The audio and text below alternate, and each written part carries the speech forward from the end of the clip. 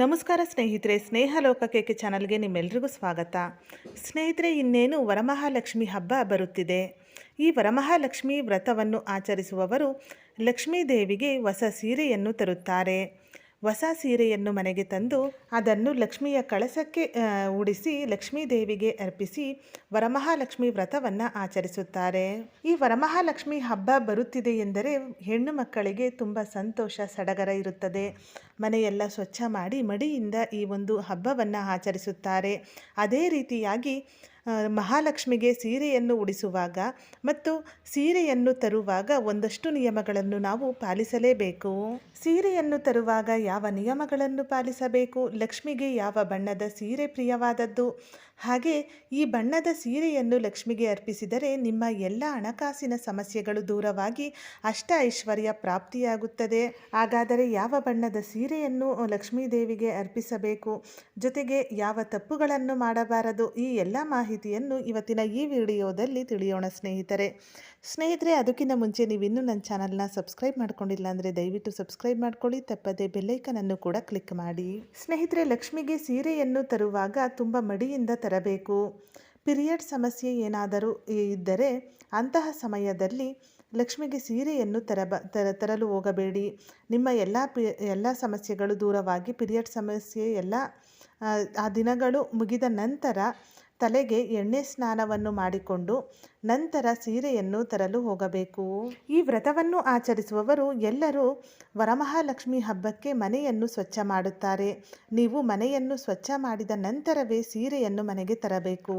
ಜೊತೆಗೆ ಸೀರೆ ತರಲು ಹೋಗುವ ದಿನ ಮನೆಯನ್ನು ಸ್ವಚ್ಛ ಮಾಡಿಕೊಂಡು ಹಾಗೆ ನೀವು ಕೂಡ ಸ್ವಚ್ಛವಾಗಿ ಅಂದರೆ ತಲೆಗೆ ಸ್ನಾನವನ್ನು ಮಾಡಿಕೊಂಡು ಮಡಿ ಬಟ್ಟೆಯನ್ನು ಧರಿಸಿ ಮನೆಯಲ್ಲಿ ಪೂಜೆ ಮಾಡಿ ದೀಪವನ್ನು ಹಚ್ಚಿ ನಂತರ ಸೀರೆ ತರಲು ಹೋಗಿ.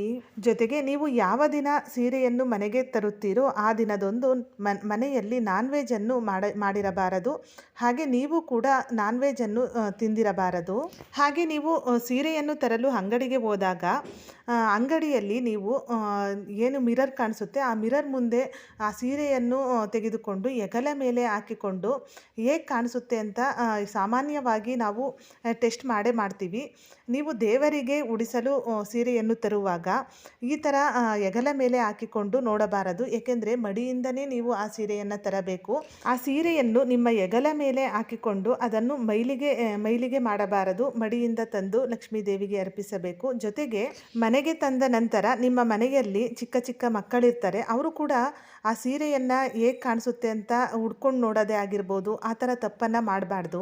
ಇದು ಲಕ್ಷ್ಮಿಯ ಕಳಸಕ್ಕೆ ಅರ್ಪಿಸುವ ಸೀರೆ, ಆದ್ದರಿಂದ ಅದನ್ನು ಮೈಲಿಗೆ ಮಾಡದೆ ಲಕ್ಷ್ಮಿಗೆ ಉಡಿಸಬೇಕು.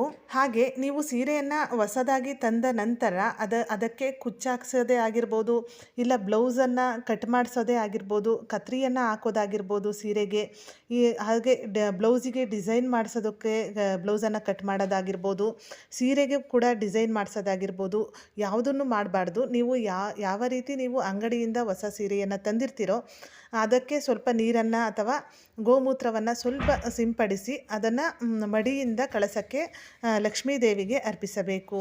ಇನ್ನು ಲಕ್ಷ್ಮಿಗೆ ಪ್ರಿಯವಾದ ಬಣ್ಣದ ಸೀರೆ ಎಂದರೆ ಅದು ಬಿಳಿ ಮತ್ತು ಕೆಂಪು ಜರಿಯ ಸೀರೆ.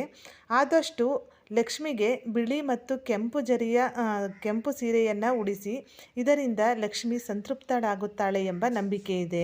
ಈಗಾಗಲೇ ನಿಮ್ಮ ಹತ್ರ ಬಿಳಿ ಬಣ್ಣದ ಸೀರೆ ಅಥವಾ ಕೆಂಪು ಬಣ್ಣದ ಸೀರೆ ಇದೆ ಎನ್ನುವುದಾದರೆ ಅಂಥವರು ಹಸಿರು ಬಣ್ಣದ ಸೀರೆ, ಕಮಲದ ಬಣ್ಣದ ಸೀರೆ ಅಂದರೆ ಪಿಂಕ್ ಕಲರ್, ಹಳದಿ ಬಣ್ಣದ ಸೀರೆಯನ್ನು ಸಹ ಲಕ್ಷ್ಮಿಯ ಕಳಸಕ್ಕೆ ಅರ್ಪಿಸಬಹುದು.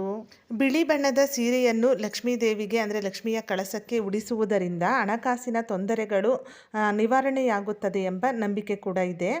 ನಿಮ್ಮ ಹತ್ರ ಬಿಳಿ ಬಣ್ಣದ ಸೀರೆ ಇದ್ದರೆ ಮಿಕ್ಕ ಬಣ್ಣಗಳು ಈಗಾಗಲೇ ನಾನು ಹೇಳಿದ್ದೀನಲ್ಲ ಆ ಬಣ್ಣದ ಸೀರೆಯನ್ನು ಕೂಡ ನೀವು ಲಕ್ಷ್ಮಿಯ ಕಳಸಕ್ಕೆ ಉಡಿಸಬಹುದು. ಇನ್ನು ಸೀರೆಯನ್ನು ತರುವಾಗ ಬಾರ್ಡರ್ ಇರುವ ಸೀರೆಯನ್ನೇ ಆದಷ್ಟು ಕಳಸಕ್ಕೆ ಉಡಿಸಿ. ಪ್ಲೇನ್ ಆಗಿರೋ ಅಂಥ ಸೀರೆಯನ್ನು ಉಡಿಸೋದಕ್ಕೆ ಹೋಗಬೇಡಿ. ಬಾರ್ಡರ್ ಇರೋ ಸೀರೆಯನ್ನು ಉಡಿಸಿ. ಹಾಗೆ ನೀವು ಕೂಡ ಪೂಜೆಯನ್ನು ಮಾಡಬೇಕಾದ್ರೆ, ಲಕ್ಷ್ಮೀ ದೇವಿಗೆ ಪೂಜೆಯನ್ನು ಮಾಡಬೇಕಾದ್ರೆ ನೀವು ಕೂಡ ಬಾರ್ಡರ್ ಇರುವ ಸೀರೆಯನ್ನು ಉಟ್ಟುಕೊಂಡು ಶೃಂಗಾರ ಮಾಡಿಕೊಂಡು ಪೂಜೆಯನ್ನು ಮಾಡಿ. ಸ್ನೇಹಿತರೆ, ಇವತ್ತಿನ ಈ ವಿಡಿಯೋ ನಿಮಗೆಲ್ಲರಿಗೂ ಕೂಡ ಉಪಯುಕ್ತ ಆಗಿದೆ ಅಂದ್ಕೊಂಡಿದ್ದೀನಿ. ಉಪಯೋಗ ಆಗಿದ್ದರೆ ವಿಡಿಯೋನ ಲೈಕ್ ಮಾಡಿ, ಹಾಗೆ ನಿಮ್ಮ ಫ್ರೆಂಡ್ಸ್ ಆ್ಯಂಡ್ ಫ್ಯಾಮಿಲಿಗೂ ಈ ವಿಡಿಯೋವನ್ನು ಶೇರ್ ಮಾಡಿ.